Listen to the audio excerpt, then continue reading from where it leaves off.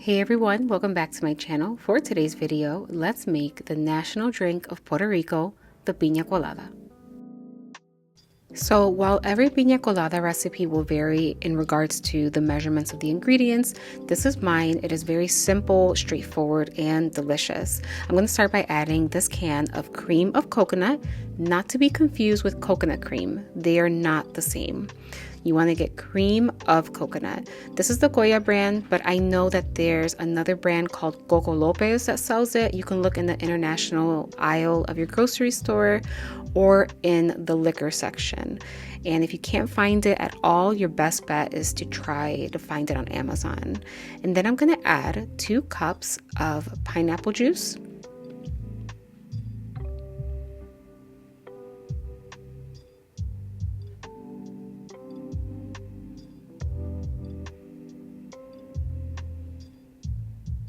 And 2 cups of crushed ice.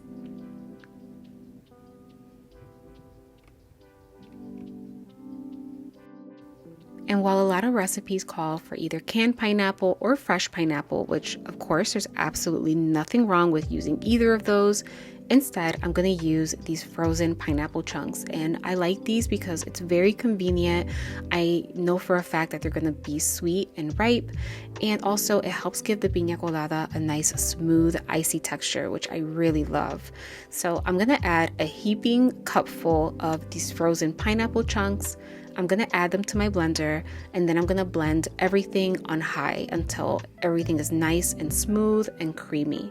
Now, I am currently making a version piña colada because I have my sister-in-law over. She is very pregnant, and of course, I'm not going to give her a piña colada with alcohol in it. However, I will have all of the ingredients in the description box below, which will also include an alcohol version of piña colada. And if you're going to include alcohol, make sure you use a very high quality white rum, such as Puerto Rican Don Q if you can find it, or Bacardi, or whatever you prefer.